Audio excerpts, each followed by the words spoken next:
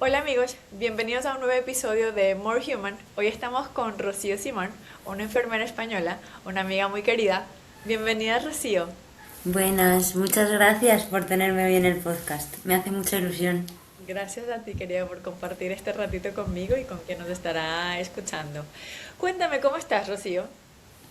Bien, ahora mismo estoy en España, Ujú. en un periodo de descanso entre misiones, entre trabajo, Ok, así que relajada, tranquila, disfrutando del tiempo libre. ok.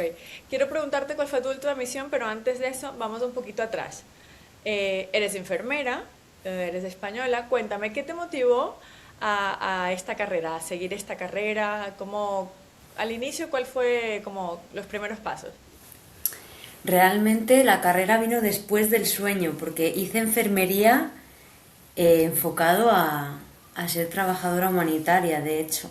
Ah, Lo sí. tenía claro desde bien pequeñita, no sé por qué. Era un mundo que me llamaba. Yo creo que porque desde bien temprano tuve la grande oportunidad, grandiosa, y fui muy afortunada de viajar a África. Ok. Solo con 16 años hice un viaje a Senegal y Mali, una beca, y me quedé totalmente enamorada y yo quería contribuir de alguna forma. Entonces ya luego fui enfocando todo el currículum hacia allá.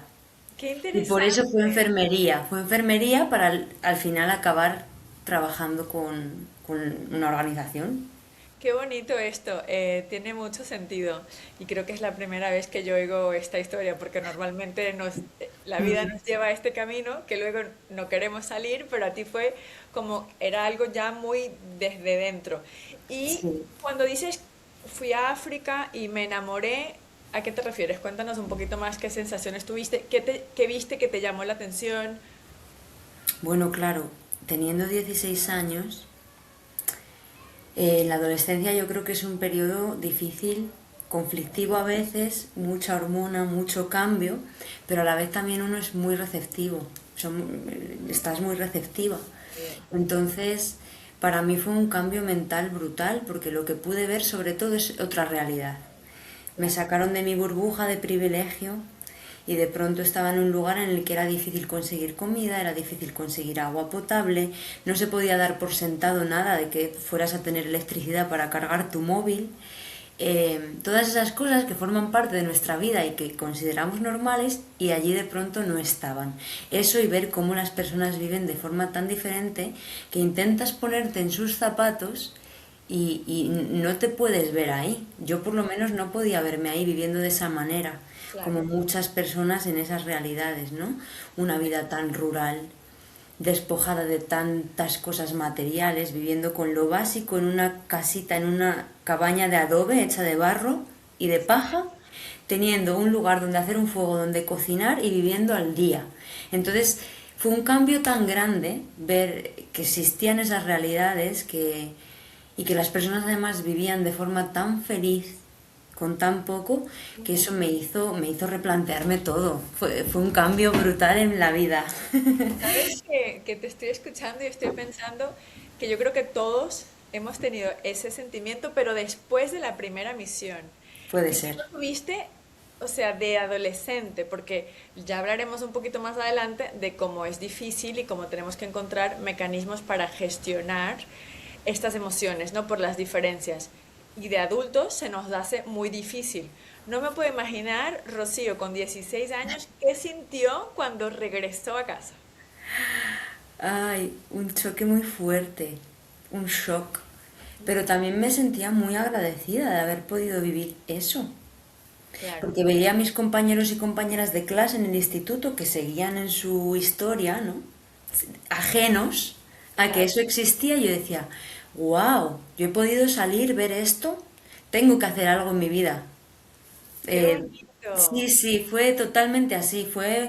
Mm. Es que mi carrera profesional ha sido totalmente vocacional por este motivo. Me movió el corazón por todo eso que yo viví tan temprano. Y cuéntame, ahora que Rocío ya, siendo una profesional de salud en el terreno, en zonas de conflicto, diferentes tipos de, bueno, esto de conflictos, Sí. mirando hacia atrás, ¿cómo lo ve Rocío esto? ¿Fue una buena decisión? ¿Lo haría diferente? Totalmente, fue una buena decisión. No Estás lo cambiaría. cambiarías. Qué bien, No, qué bien. no, no. Qué bien. A ver, cuéntame, ya sé que has estado en varios lugares, has hecho varias misiones. Sí. Me gustaría que me contaras de alguna, por ejemplo, la última. ¿Dónde estuviste en el último lugar? Bien, mi última misión fue Gaza, Ok, Palestina, que era mi segunda vez allí. ok.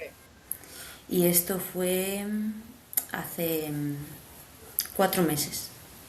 Y cuéntanos un poquito de tu experiencia desde tu experiencia, tu punto de vista. No mucho el contexto, no mucho lo que pasa, sino cómo lo viviste tú, tanto de la primera como la segunda vez. Ajá. Em, ha sido, hemos ido, tú lo sabes, que trabajamos en contextos muy difíciles, cada uno tiene sus particularidades, pero para mí Gaza ha sido sin duda el lugar más complejo. Cuando vuelves es la vuelta más difícil por los sentimientos que se generan de culpa, de que al salir estás abandonando a una población que tiene mucha necesidad. Entonces, mi experiencia personal ha sido pues de tener que asimilar cosas muy duras, muy injustas, eh, un sufrimiento humano muy elevado, y sin embargo a la vez me ha dado muchas lecciones personales, porque sentía que iba a ir a un lugar de guerra, de mucha dificultad, de mucha oscuridad, y sin embargo, donde pensaba que iba a encontrar la oscuridad, encontré esa dualidad, ese contraste tan grande de que había mucha luz Esto dentro de la probablemente por las oscuridad. personas. Por las personas, por los compañeros y compañeras de la organización que trabajan allí, que son palestinos y que son amorosos, luminosos, a pesar de todo lo que están viviendo, y que hacen su trabajo con una sonrisa, y son un claro ejemplo de resiliencia, de fuerza, de esperanza. Y, y claro, para mí separarme de ellos y de ellas fue muy duro. Quería quedarme pegadita a ellos porque Ah, eran un ejemplo de superación y de modelo de cómo hay que vivir la vida, cómo hay que exprimirla, porque ellos aman vivir. Entonces, a pesar de que estén enfrentados todo el rato a la muerte o exponiéndose al peligro de muerte, están muy conectados a la vida, y eso me sorprendió mucho. Es lo que destacaría más de Gaza. y sabes que bueno, me haces recordar algunos lugares donde yo he estado y seguro que también te ha pasado en otros. Estoy aquí saliendo un poquito de esta misión en particular, pero ¿no te da la sensación de que de una manera o de otra el staff nacional y las personas que asistimos siempre nos dan una lección porque ellos viven en condiciones extremas y de alguna manera logran sacar fuerzas para seguir adelante de una forma que para nosotros se nos hace difícil? ¿No has sentido esto varias veces? Totalmente. Sí, sí. Siempre nos enseñan cosas. Si es que a veces, además, cuando volvemos, ¿no? Y nos preguntan la familia, los amigos, bueno, ¿y qué has hecho? ¿Y qué les has aportado? Yo a veces mi respuesta es, si es que siento que me han aportado ellos a mí. Y suena un tópico, suena tópico que siempre decimos, Mm, pero es que es real. Es sí, como nos hace sentir. sí, Porque te intentas poner en su piel y ves qué capacidad tienen de sobrellevar las dificultades, y a mí me hace plantearme por lo menos si yo sería capaz, es que siento que no, de vivirlo con ese espíritu, ¿no? Y eso es lo que nos da la lección realmente. sí, yo siento lo mismo, o sea, lo he sentido creo que todas las veces, luego de contextos distintos, hay emociones diferentes, pero te entiendo muchísimo. Sobre esto que siempre te preguntan, ¿qué has hecho cuando regresas? Háblanos un poquito para, bueno, estará una Rocío de Madrid que es enfermera escuchándote, pero que no tiene esta experiencia y se pregunta, ¿qué haces? O sea, en el terreno, ¿cómo es tu trabajo? ¿Cómo dirías tú que cambia desde un hospital en España a lo que te toca hacer allí? ¿Haces lo Ujú. mismo o es algo diferente? Yo creo es totalmente diferente, porque yo creo que cuando entramos, las enfermeras a lo mejor tenemos un poquito la expectativa de que vamos a ir a tocar a los pacientes, ¿no? Con Ok. nuestras manos, que Ujú. les vas a sacar una analítica de sangre, les vas a curar una herida y no. No es así. Está muy lejos de la realidad, porque nuestra posición en la organización es más bien de gestión, de supervisión de otro personal que es el que va a tocar a los pacientes. Ok, Entonces, mientras que en un hospital en España puedes estar todo el rato en contacto con el paciente, en cualquier lugar al que vayas a trabajar, en cualquier proyecto, en cualquier país, vas a ver a los pacientes, por supuesto, y probablemente vas a saber su nombre, su apellido, su edad, qué le ha sucedido, cómo va evolucionando, lo puedes saber, pero no vas a estar poniéndole tú el tratamiento con tus manos. claro. Vas a garantizar que se haga de forma de calidad, que se haga siguiendo el protocolo, que se haga bien, que se les dé un buen trato humano con el debido respeto, con todos los valores que tenemos, ¿no? De forma eh, indiscriminada, que no se discrimina a nadie por sexo, edad, inclinación sexual, etnia, procedencia, grupo político, no se discrimina. Entonces se garantiza un poco que esto suceda, pero no lo estás haciendo en primera línea.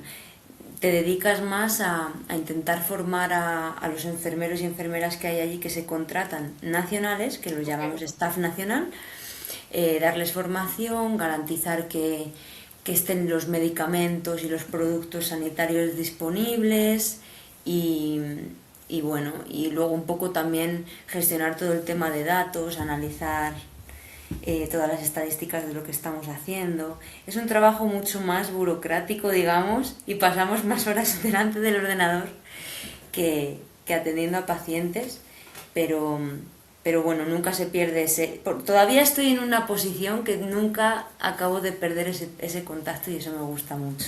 claro.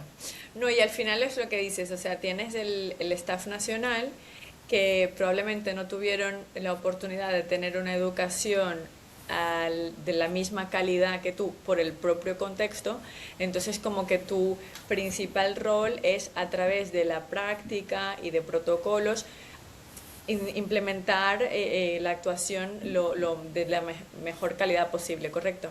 Sí, y a veces a lo mejor también sí que utilizamos las manos, ¿no? Hands-on, o Sí, sea, sí que atiendes a un paciente en concreto, pero quizás es una situación muy crítica en la que intervienes y actúas para que sirva de ejemplo, y esto lo correcto, llamamos como entrenamiento al lado de la cama, ¿no? correcto. Como Ujú, muy bien. por medio de tu ejemplo, ellos van a aprender cómo en cierto contexto se hace cierta técnica. Muy bien, muy bien, muy bien. Y Rocío, cuéntame, estábamos hablando de cómo es regresar a casa y una vez más tu familia, tus amigos te preguntan cómo es. Vamos después a hablar de cómo es tu día a día en el conflicto, en el terreno, en la misión, pero cuando regresas, ¿cómo te sientes? ¿Cuáles son los primeros sentimientos? Qué es lo que sientes que tienes más dificultad y cómo lo gestionas? Yo creo que mi primer sentimiento siempre, según me subo al avión, es la incredulidad. De decir, wow, se ha pasado ya el tiempo, no me lo puedo creer, que ya me estoy marchando.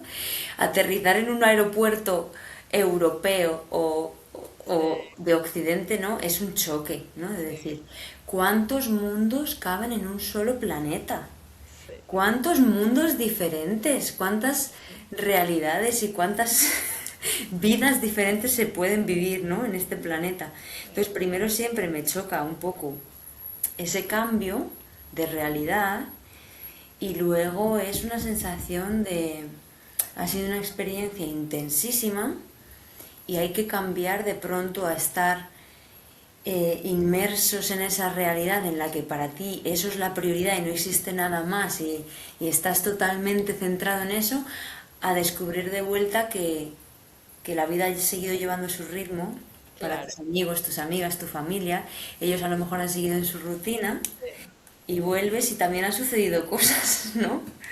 Y entonces como intentar relativizar un poco toda esa importancia que le estabas dando a eso que era como vida o muerte para ti, llevar a cabo esos objetivos, cumplir los plazos allí, conseguir ciertas cosas, y de pronto es también aprender a soltar eso, dejarlo ir Claro. y volver a, a una realidad totalmente diferente. El ejercicio este de mantener el balance, ¿no? Porque no eres la misma persona en terreno y en casa. No sé cuánto tiempo te tomó a ti, pero a mí me tomó algunos años en lograr encontrar un equilibrio de me he visto en la camiseta de Dani en casa y ahora me he visto en la camiseta de Dani en el terreno. No sé si en algún momento de tu vida tuviste algún conflicto con esto. Lo digo, yo sí en algún momento sentía que no estaba siendo 100% honesta conmigo. Mm. Luego vas descubriendo, ¿no? tus mecanismos. No sé si en algún momento te ha pasado esto. Y aprovecho, me recuerdo cuando te conocí, estábamos en República Centroafricana, un contexto bien interesante también.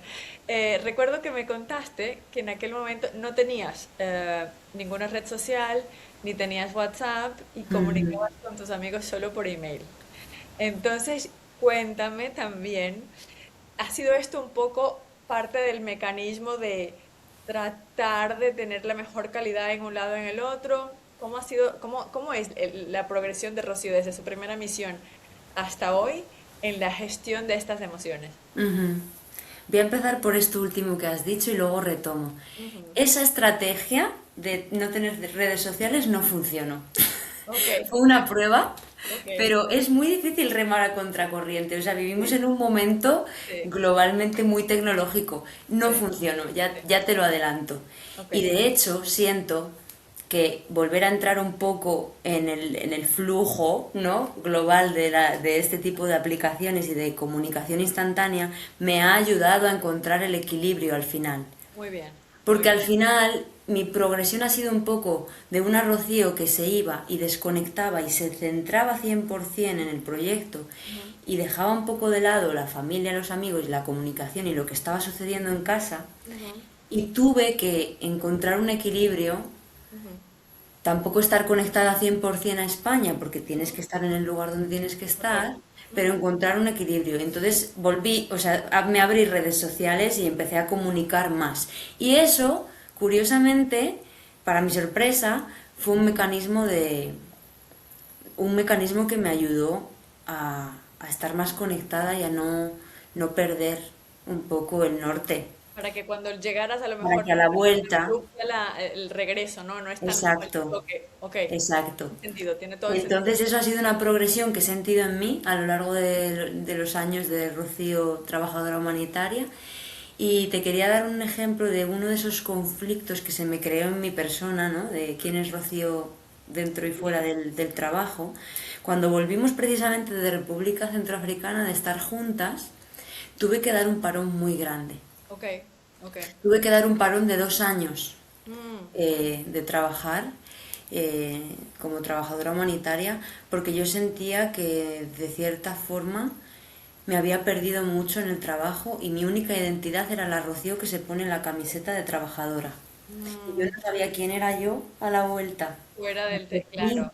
Ujú, me perdí, aparte de que sucedieron muchas cosas, tú ujú, lo sabes, en ese proyecto. sí, Creo que me vi sometida a mucho estrés y mucho miedo y tuvimos situaciones de peligro ujú, que de cierta manera yo ya no fue demasiado para mí, necesité parar. Y en ese parón es muy interesante porque sentí un vacío tremendísimo, un ujú, vacío inmenso, de ujú, cómo nos podemos llegar a sentir tan identificadas con lo que hacemos y con lo que es nuestro trabajo, que si no lo hacemos, yo me sentía muy vacía, no sabía quién era, no claro, sabía qué más hacer con mi vida si no claro. estaba trabajando en Entiendo esto. perfecto. Ujú, Entonces fue muy interesante y fue un conflicto importante en mi vida que me sirvió mucho para frenar, pararlo todo recalibrar. y además enfrentarte a ese vacío de ¿qué va a pasar? No sé qué voy a hacer con mi vida, quién soy si no hago esto, ¿no?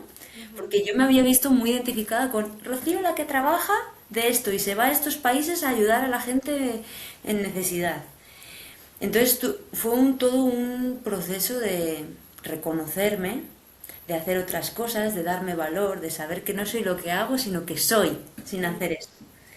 Muy Y muy valiente. bonito. Muy valiente, Rocío, tener que enfrentar esto, porque lo más fácil sería, estoy sintiendo mucho, salgo en otra misión. Sí, seguir en la rueda de hámster, ¿no? Corriendo, corriendo, Una que no cosa se pare. interesante antes, que es cuando estás en el terreno, esto a mí me lo dijeron la primera vez antes de salir a la misión y no entendía lo que quería decir. Luego llegas, lo entiendes y tú lo vas a entender. Y lo has dicho.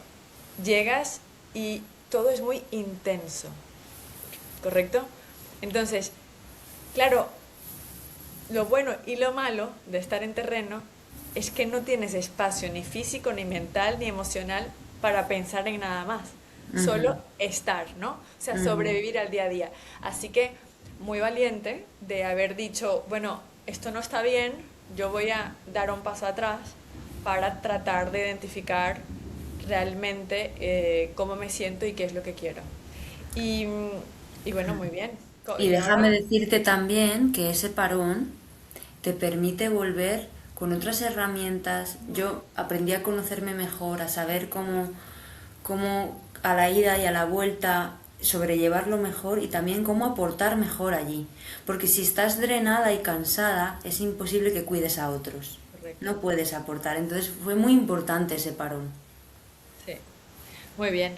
Y mira, dijiste otra cosa bueno, que también es muy importante, yo creo que mucha gente se pregunta, pasas en estos contextos algunas situaciones donde la seguridad no está controlada completamente, ¿no? En que puede haber algún compromiso de tu seguridad. ¿Cómo gestionas esto? ¿Lo piensas más cuando estás dentro o cuando estás fuera que ya lo ves desde, wow, expuse a esto? ¿Y cómo gestionas este miedo? Ujú. Sí, yo creo que se asimila una vez ha sucedido, más que en el momento, porque en el momento ya estás ahí, ¿no? Es como, bueno, que pase lo que tenga que pasar y confiamos en que va a salir bien. Eh, y creo que es muy importante la salud mental. Es que es muy importante que utilicemos las herramientas en la organización con la que trabajo en concreto, nos brindan un apoyo psicológico si lo necesitamos. Pero si no lo hicieran, yo también lo buscaría, porque creo que es importante que podamos hablar, ponerle palabras a sentimientos que se nos han quedado ahí estancados, que no sabes muy bien cómo colocar, de momentos que has sentido mucho estrés, mucho miedo. Entonces, una vez que lo puedes hablar, resignificar sobre todo en tu historia, ¿no? De bueno, esto fue una cosa que sucedió, se cierra el capítulo y todo sigue. Y también intentar restarle un poco de peso porque hay que tener en cuenta que esos eventos que podemos vivir de peligro, las personas con las que trabajamos, el staff nacional, lo viven todo el tiempo. Es su Todo realidad. el tiempo. Es su realidad. Sí. Sí, es muy interesante que me digas esto y bueno, porque eres una persona muy consciente, pero es algo que también nos cuesta mucho, aunque estemos ahí, ¿no? Vamos, y lo has dicho al inicio, después ya me contarás cuáles son las mayores limitaciones, pero la falta de agua, de comida, de confort, pero para nosotros son 6 meses, 9 meses, 12 como mucho. Luego tienes una pausa y sales. Y solo regresas si realmente te encuentras para regresar. Y Totalmente. nuestro equipo y nuestros pacientes lo viven todos los días y no tienen otra alternativa, ¿cierto? Ujú, ujú. Total, totalmente. ¿Y dirías que esta percepción te ha hecho valorar más las cosas, empatizar más o menos tal vez con algunas otras cosas? Esta percepción de las diferencias, de las necesidades y de las Mm, oportunidades que tenemos. ujú, totalmente. Es que desde mi primer viaje que te comentaba, teniendo 16 años, me hizo muy consciente, darme cuenta que soy muy afortunada y agradecer, ¿no? Tener esta perspectiva de no dar las cosas por sentado, porque muchas veces estamos tan cómodos en nuestra realidad o vivimos de forma tan automática que abrir el grifo y que salga agua que te puedes beber es una cosa que tú das por sentado, pero es que no se puede dar por sentado, no puedes dar nada por sentado porque existen muchos otros lugares del mundo en los que eso no sucede. Cierto. Entonces sí que te ayuda mucho a valorar y una de mis herramientas es la escritura. A mí me ayuda mucho a colocar mis vivencias, el escribir Ujú. y muy ligado a esto que hablábamos de cómo viven las personas con las que trabajamos en continuo distrés, en continua situación muy retadora y de mucha dificultad, quería, si me permites, leerte un texto chiquitito Claro. que he recuperado hoy de esta última vez en Gaza. Claro que sí, porque además esa era mi próxima pregunta, de qué mecanismos tienes tú en el terreno cuando estás ahí para preservar tu salud mental. Ya me has dicho que una de las cosas es escribir, quiero que me leas esto y luego me cuentas si tienes alguna otra mini rutina Listo. sobre el día. Muy bien. Vamos a ello. Esto lo escribí 25 de enero. Ok. Tengo el día libre, sentada bajo un olivo, oyendo el incesante zumbido del dron, porque él nunca libra, y disfrutando de un preciado sol de invierno, escribo para poner orden a mis pensamientos. A veces el suelo tiembla, a veces se oyen los disparos hacia el oeste en el mar. Huele a detergente, a colada recién tendida en pedazos de terrazas o en huecos de edificios calcinados y medio derruidos. Algunas paredes en esos edificios han sido sustituidas por lonas de plástico que repartió alguna organización. También huele a sofrito de cebolla, que viene obviamente de nuestra cocina, porque la cocina de los gazatíes huele diferente, a plástico quemado, porque no tienen otro medio para cocinar. Las últimas semanas están siendo especialmente complejas por la incertidumbre del proceso de registro de las ONGs internacionales, porque seguimos sin saber si se bloqueará por completo a las organizaciones mencionadas en una lista que Israel publicó a principios de este mes. Y ahora, 25 días después, seguimos trabajando y aferrándonos a la esperanza de que nos permitan seguir, aunque cada vez es más pequeña. Bueno, hasta ahí. Rocío, gracias por compartir esto. Es, bueno, es muy íntimo y es muy gráfico. Yo creo que cualquier persona, aunque no conozca el contexto, lo va a poder identificar y bueno, y al escucharte puedo entender por qué esto te ayuda a, bueno, a gestionar tus emociones, ¿no? Em, Gracias por compartirlo. Yo también escribo, no tan bien como tú, pero entiendo que Gracias. realmente te ayuda. Me ha gustado mucho. Cuéntame que en el día a día tienes algunas otras herramientas o momentitos Sí, que son importantes para ti. sí, y yo creo que la rutina, tener un poquito de rutina dentro del caos que puede ser trabajar allí, ¿no? Porque sabes que cada día son 1000 retos y 1000 problemas diferentes. La Ok, rutina te ayuda mucho a mantenerte un poco mentalmente saludable. ok, Entonces mi rutina siempre es en la mañana despertar muy muy tempranito, antes de que empiece el trabajo, para que me dé tiempo a hacer yoga y meditación. Es muy como bien. un momento en la mañana. Yoga, meditación y un desayuno relativamente tranquilo. Ok, Porque luego ya empieza el día y es muy difícil sacar esos ratitos para ti. Y luego en la tarde, cuando ya conseguimos acabar el trabajo, aunque nunca acaba, si el tiempo lo permite, intento hacer un poco de deporte. ok, Mm. Y luego en la noche escribo. muy bien, muy Y bien, hablo con familia, amigos, algún día. O eso lo dejo para el día libre, ¿no? De la semana, pero sí, eso sería un poco muy bien. lo que me ayuda. Sí, al final cada uno tiene sus mecanismos, pero lo que has dicho es muy importante, tener la rutina, ¿no? Alguna estructura que te ayude a encontrar los momentos. ¿Cómo es un día normal? O sea, te levantas, tienes este momento para ti y luego estás en una casa donde hay varias personas, ¿cierto? Ujú. Que no son otros enfermeros. Son perfiles totalmente diferentes. Son todos los compañeros internacionales, Ujú, como yo, que están en ese momento allí, que les ha ok. sido asignado ese proyecto y convivimos en la casa. Y son de diferentes nacionalidades. Sí, eso es muy interesante siempre, porque te permite conocer a personas de todo el mundo, hacer amigos, ¿no? Interesante. Como nos sucedió, eso es muy Sí, bonito. sí. Y además, ¿dirías que en algún momento es un reto también? Porque claro, También puede serlo. tienes una casa llena de personas, pueden ser 10, 15 personas, ¿no? Y Mm, luego estás cansada, tuviste un día difícil, tuviste un día largo, tienes hambre, no tienes agua caliente, a veces no tienes agua, punto final. sí. ¿Cómo es cómo es a veces llegar y decir, me gustaría tanto tener mi habitación y mi casa solo para mí y poder comer lo que quisiera. Sí. Y al final convives con personas de otras culturas, ¿no? Otras religiones, otras creencias. ¿Ha sido un reto en Sí. algún momento?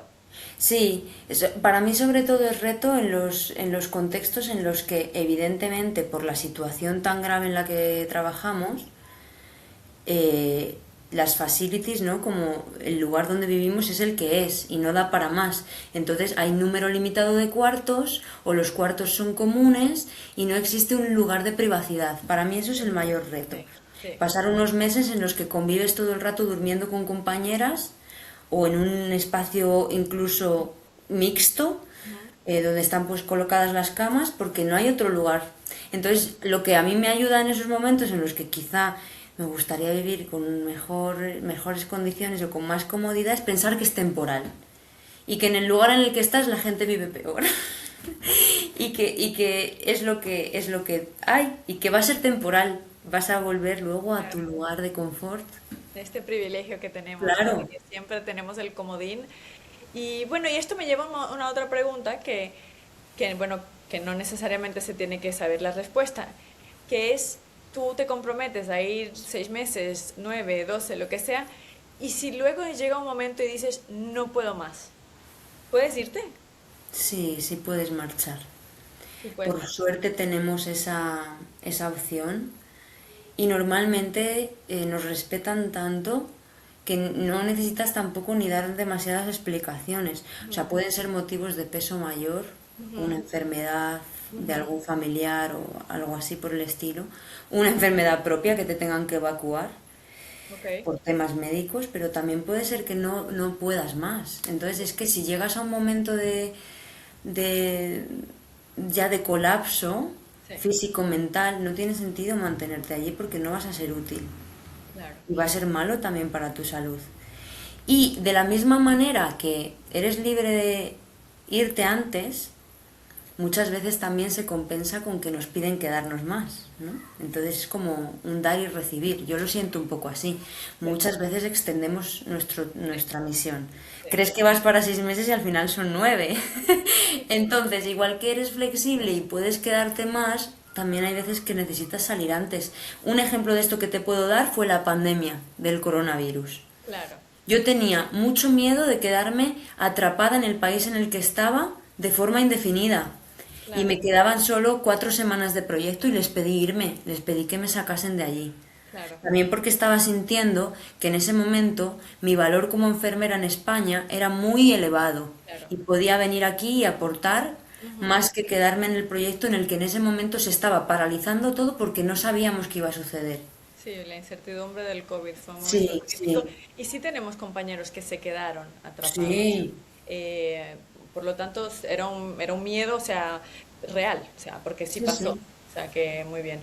Y bueno, ahora vamos a una pregunta más personal de, estás en esta vida de misión para acá, misión para allá, poco tiempo en casa. ¿Cómo es tu vida personal? O sea, ¿cómo es tu relación con tus amigos, con tu familia, con tu pareja? ¿Cómo es tener una pareja? ¿Cómo es esto? ¿Qué es lo Ujú. bueno y qué es lo malo de esto? Porque espero que haya una parte buena y una parte Sí. mala. Bueno, yo me siento muy afortunada. Siento que tengo unos padres maravillosos, un hermano, o sea, familia en general, que me han apoyado desde el principio, que para ellos no es fácil tampoco, ¿no? Tener una hija, una hermana, una prima, que saben que van a ver muy poco, muy pocos meses al año, que todo el rato es ir y venir. Ellos también tienen que vivir como ese duelo todo el rato que nos vamos, ¿no? Esa despedida y esa preocupación de no saber cómo va a estar nuestra familiar allí y si todo va a salir bien. Entonces me siento muy afortunada porque me apoyan mucho y tengo muy buena relación y cada vez que vuelvo intento estar mucho tiempo en familia y con las amistades me pasa lo mismo, ¿no? También tengo grandes amigos que me apoyan mucho y que siento que cada vez que vuelvo es como si no hubiera pasado el tiempo, como si Qué bien, nos hubiéramos visto ayer. qué bien. Entonces, sí, tengo mucha suerte en lo personal y en el tema pareja sí que siento que existe una cosa más, un poco más negativa, ¿no? Que yo lo siento, por mi experiencia, como que es la relación más difícil de mantener. Ok. Es lo que a mí me ha sucedido. Ahora estoy soltera porque ya bastantes veces me ha salido mal. Porque sí que siento que es muy complicado. Es muy complicado tener una relación de pareja tan íntima y que precisa de tanta, ponerle tanta energía y cuidado y constancia cuando somos personas que vamos y venimos tantas veces. Entonces, mi experiencia y lo que yo he visto es que los compañeros y compañeras que tenemos, que son pareja entre ellos, pero que trabajan todos en lo mismo, lo llevan mejor porque incluso pueden pedirse misiones, que esta opción existe, para irse a trabajar juntos, Ok. ¿no? Y no echarse de menos tanto, pero si tu pareja no es del mundillo, lo siento muy retador, porque por Claro, es mucho que que te apoye, es que te echan de menos y es difícil, ¿no? Mantenerlo. y si están fuera en otro contexto, también es difícil para ellos poder procesar lo que tú tratas de explicarles, ¿no? La comunicación. Así que, bueno, yo diría, esto es algo que a mí me han preguntado a ti también, pero debe ser muy fácil conseguir una pareja dentro del mismo contexto. ¿Qué dices tú sobre eso? Uy, a mí no me parece fácil. No, no No lo me lo es. No parece. lo es. Yo creo que el que dice esto está un poco de fuera, pero tú dirías que, bueno, es el reto del proyecto, ¿no? De conocerse en un contexto en que tú propia no eres tú, o sea, tú estás adaptada. Porque Rocío en Gaza no es Rocío que estuvo en República Centroafricana, ni es Rocío que estuvo en Mozambique, ni es Rocío que estuvo en México, porque al final tienes que adaptarte al contexto también, ¿no? Entonces, Exactamente. esta diría, puede ser la primera limitación, el que tú tienes muchas emociones, la otra persona tiene muchas emociones, ¿no? Y Total, sí, sí. ya has dicho Totalmente antes, de acuerdo contigo. son de otros países Te también, estás ¿no? conociendo en una, te estás conociendo también en una burbuja, en un contexto totalmente diferente, en el que probablemente la intensidad de la vivencia esté como sobreestimada, ¿no? Como estás sobreestimando las emociones probablemente y todo lo que estás viviendo y luego hay que verse fuera del contexto ese en una vida normal, ¿no? Digamos en la rutina otra vez diaria, si, si esa conexión sigue existiendo, porque quizá está un poco teñido por la intensidad de lo que está siendo trabajar en ese lugar. Y luego lo que tú has dicho, también las diferentes culturas, ¿no? Porque muchas veces las personas que conocemos, nuestros compañeros, nuestras compañeras son de otros países, Claro. con un pasado totalmente diferente, con una cultura, incluso una religión diferente, entonces, sí. Claro. O sea que esto es un reto, lo de tener pareja lo mantenemos como que es un reto. A mí me parece un reto, sí. No te da miedo pensar, bueno, no voy a encontrar a nadie? Esto son preguntas que me hacen constantemente y por Sí. eso te digo, Y tú a mí piensas, también, ¿eh? Nos la hacen. Yo creo que cuando llegamos a la edad de los 30, que es como el momento establecido para deberías sentar cabeza, ajá, casarte, tener familia, esa pregunta cada vez es más recurrente, ¿no? ya, Y mira, a mí me pasa una cosa muy interesante que te quiero compartir porque creo que nos puede pasar a más de uno y de una. Cuando vamos a estos países africanos, árabes, ¿no? Norte de África o ajá, eh, África, sí, Middle East, Medio Oriente, como allí la cultura es tan, siento que hay un valor muy importante y un peso muy grande en la familia que quizá en los países occidentales hemos perdido un poco. Y claro, como para estas personas, nuestros compañeros, es tan evidente que llegado a cierto momento vital vas a tener una pareja, te vas a casar, vas a tener hijos, a mí me entra el gusanillo cuando estoy en esos países. sí, Porque lo veo tan natural en los compañeros y compañeras que yo pienso, ay, ¿habrá algo malo en mí? sí, Porque además ellos te lo preguntan, además con cierta lástima. Te preguntan, ¿qué edad tienes? Y no tienes pareja, y no tienes hijos, y con te lo pena, ¿no? preguntan con un poco de pena. Entonces yo intento pensar que estoy teniendo la vida que deseo, que soy muy feliz, y estoy exprimiendo cada día, cada minuto, y que estoy decidiendo libremente, ¿no? Claro. O sea, igual que decidirías, si puedes decidir tener esa familia, también puedes decidir libremente no tenerla o no tenerla por el momento. Pero sí que es cierto que a la vuelta de estos países me conecta mucho con eso de decir, ay, lo natural para mi cuerpo ahora mismo sería tener familia. Es que lo has dicho y es muy interesante. No recuerdo la última vez que alguien me dijo esto, a pesar de que creo que todos tenemos este sentimiento, que es el concepto, el valor de la familia allí. Y cuando digo Mm, allí, de forma transversal, porque en Centroamérica, en Latinoamérica, sí. en estos proyectos, en Asia, en la África subsahariana, es diferente. El valor de la familia, el rol de la familia tiene una importancia y tiene un concepto distinto al nuestro, no mejor, no peor, simplemente distinto, pero conectas, quieras o no, mucho y te preguntas cosas. Es muy interesante que me lo hayas dicho Sí. y que lo compartas porque realmente de este lado no se piensa mucho, ¿no? Ujú. Em, bueno, prioridades diferentes también, diríamos, ¿no? Eh, hay muchos de los lugares donde estamos en que las personas se levantan y la prioridad es encontrar agua para beber, ¿no? Caminar para buscar agua.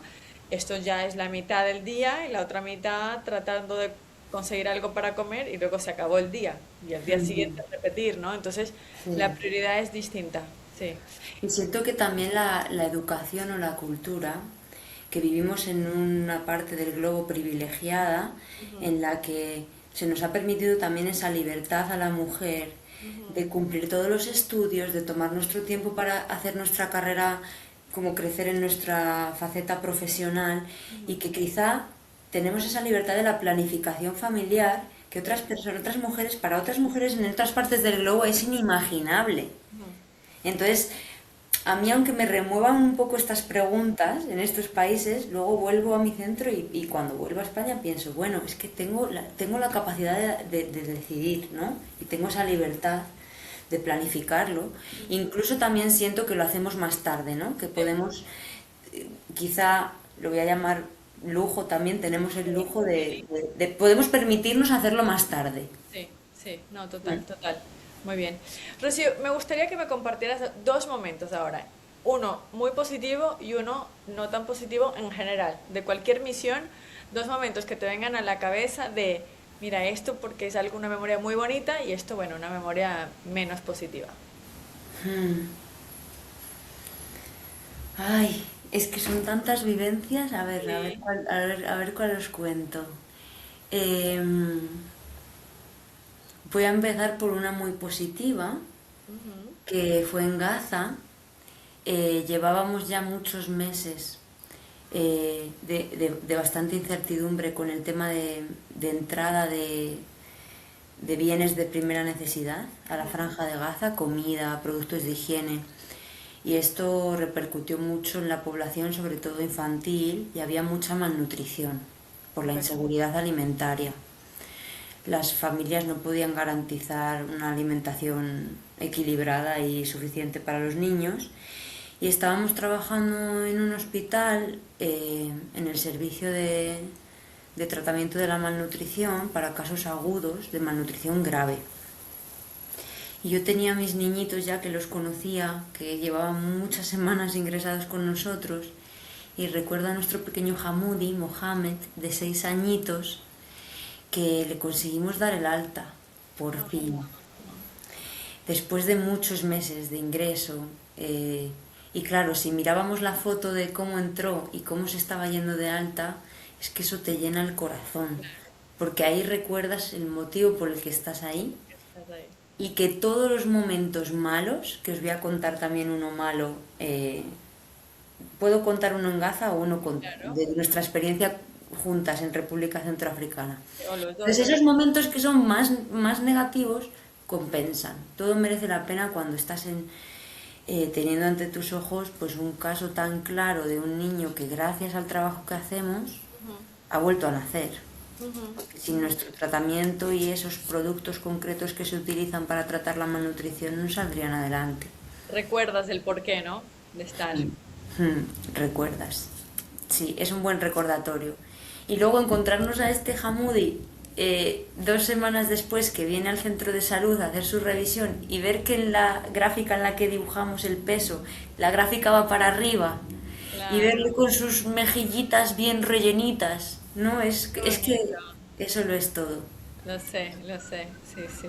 Qué bonito. Muy bien, muy Mm. bien, muy bien. Y nada, Gracias por este experiencias. momento.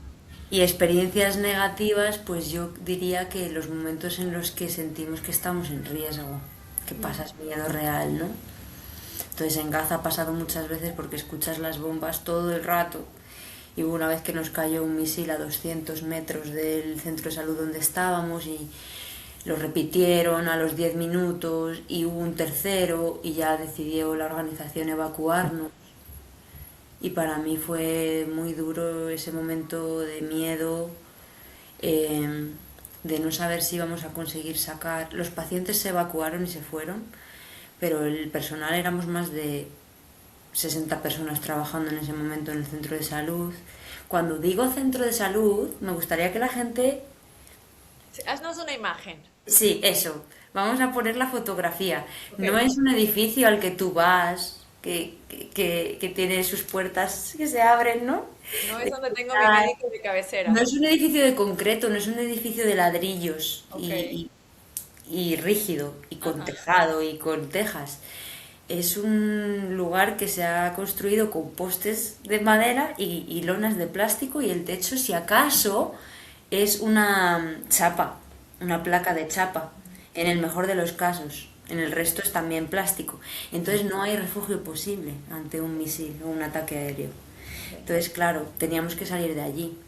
Y para mí el peor momento fue sentir que no cabíamos todos en el coche, que el personal internacional se mete en el coche y sale corriendo, pero el personal gazatí les iba a llevar un poco más de tiempo porque tenían todos que montarse en el autobús, que es el medio de transporte con el que ellos llegan al trabajo y luego se les va parando en diferentes paradas cerca de sus casas, ¿no? O de sus tiendas. Casas es una forma de hablar. Sí, Casa, refiriéndome a hogar, pero son tiendas. sí. Entonces fue un momento difícil de decir, vamos a salir todos vivos de aquí.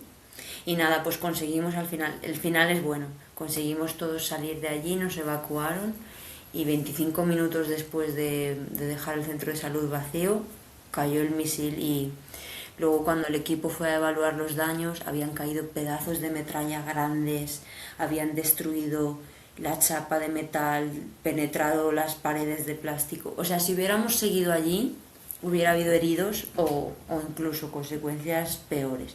Pero por suerte los daños fueron solo materiales.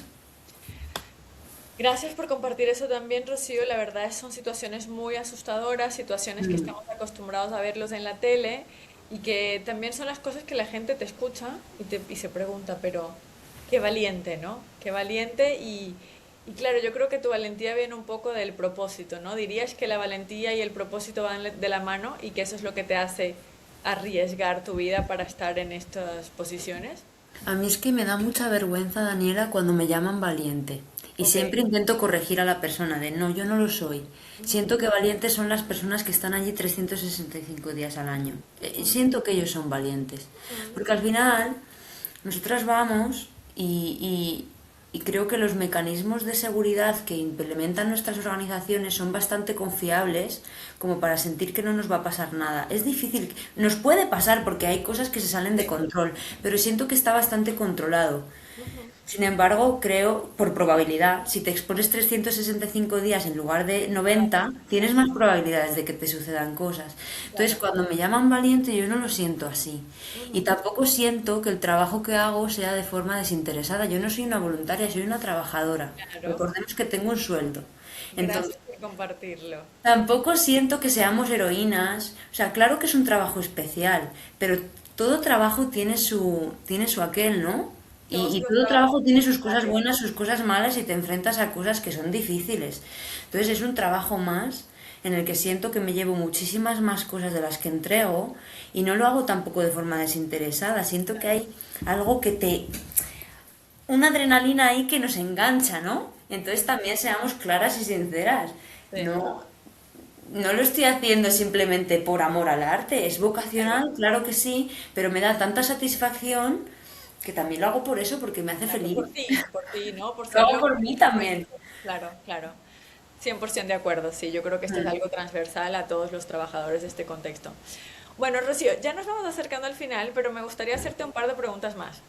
Uno, si me pudieras decir un mito del contexto de cooperación internacional, ¿cuál dirías que es un mito de esto, del trabajo humanitario?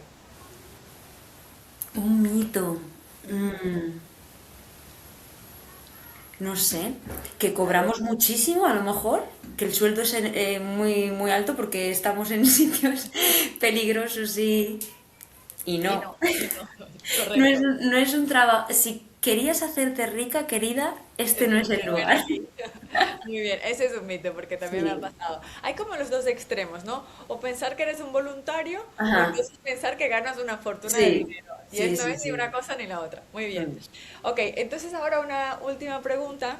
Em, si pudieras, así como una varita mágica, crear como una norma o una regla, una ley, algo que de hoy a mañana en estos contextos se cambiara, se hiciera distinto. ¿Qué dirías? ¿Qué te gustaría que fuera? Mira, esto a partir de ahora automáticamente va a pasar a ser de esta otra manera.